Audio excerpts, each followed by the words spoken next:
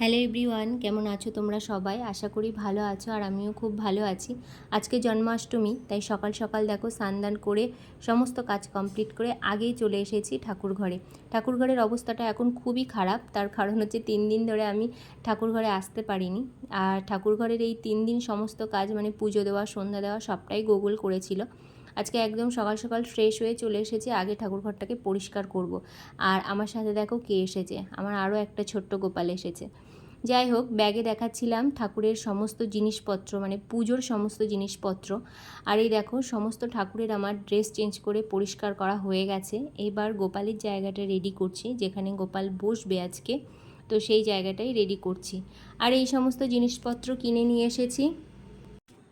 মাথার পাগড়ি কিনেছি, গলার হার কিনেছি, নতুন ড্রেস, একটা বাঁশিও কিনেছি। তো এই সমস্ত যা যা লাগে সবটাই কিনেছি। আর আজকে না ঘুম থেকে উঠতে অনেকটাই লেট হয়ে গেছে, তাই জন্য সমস্ত কাজ শুরু করতেও অনেকটা লেট হয়ে গেছে। তো চলো আস্তে আস্তে শুরু করি। আর এই যে দেখো, এই ড্রেসটা কিনেছি এবছরে। মন তো চায় অনেক কিছুই করতে, কিন্তু শরীর না দিলে কিছুই যেন ভালো লাগে না। এবছরে ভেবেছিলাম অনেক কিছুই করব, কিন্তু শরীরটা হঠাৎ করেই কদিন ধরে খুবই খারাপ ছিল, তাই জন্য তেমন বিশেষ কিছু করতে পারিনি। তো যেটুকু মন চেয়েছে সেটুকুই করেছি, আরও কিছু করার ইচ্ছে ছিল কিন্তু করে উঠতে পারিনি। যাই হোক, দেখো গোপালের জায়গাটা এখন রেডি করে নিয়েছি। নেওয়ার পরে গোপালকে কিন্তু এবার স্নান করিয়ে দেবো। স্নান করিয়ে একদম নতুন ড্রেস পরিয়ে রেডি করিয়ে দেবো। এখন তারপরে আমি যাব রান্নাঘরে সমস্ত রান্নাবান্না করতে। সকালে উঠেই মা আগে বাড়ির জন্য রান্নাবান্না করে নিয়েছে, মানে ছেলেরা যা খাবে সকালে ভাত তরকারি এগুলো করে নিয়েছে। তারপরে কিন্তু আমি রান্নাঘরে ঠাকুরের জন্য রান্না করতে যাব। আর এই দেখো, গোপুসোনা একদম রেডি, স্নান করে ফ্রেশ হয়ে নতুন জামা কাপড় পরে একদম সেজে কিন্তু রেডি। আর এখন আমি একটুখানি সকালবেলা মিছরি আর বাটার দিয়েছি, তো গপু তাহলে এইটাই খেতে থাক, তারপরে আমি রান্নাবান্না কমপ্লিট করে আবার দুপুরবেলা খেতে দেবো। তো দেখো, এখানে আলু ফুলকপি দিয়ে পনির দিয়ে একটা তরকারি করেছিলাম। আর এখানে দেখো তালের বড়া করছে মাও আমাকে অনেকটা হেল্প করেছে। মা হেল্প না করলে মানে এতটা দূর আমি এগোতেও পারতাম না।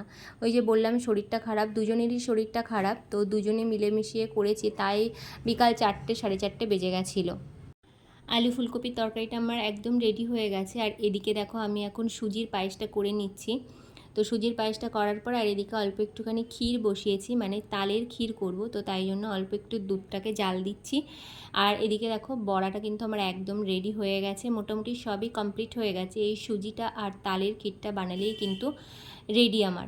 আর এদিকে দেখো গোপালকে আরও একটু ফুল দিয়ে সাজিয়ে নিয়েছি, মানে ফুলের মুকুট, ফুলের মালা এই সমস্ত দিয়ে সাজিয়ে নিয়েছি গোপুসোনাকে।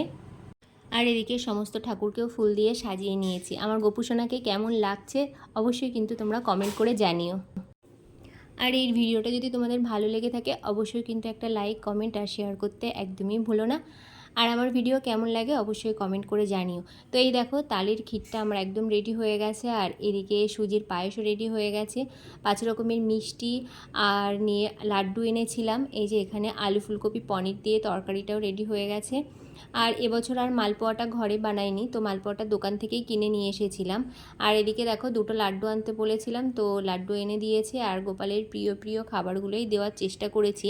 হ্যাঁ, হয়তো বা সমস্ত কিছু অতটা রান্নাবান্না করতে পারিনি, তবে যেটুকু মন চেয়েছে সেটুকুই করেছি।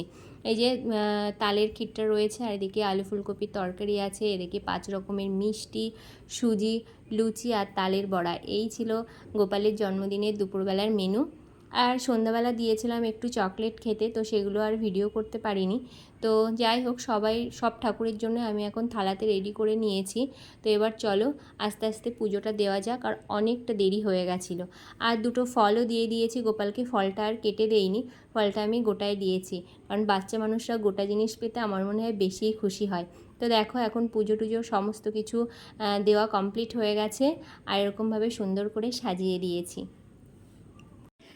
তোমরা কারা কারা জন্মাষ্টমী বাড়িতে পালন করেছো অবশ্যই কিন্তু আমাকে কমেন্ট করে জানিও, আর কিভাবে পালন করেছো সেটাও জানিও। টাটা।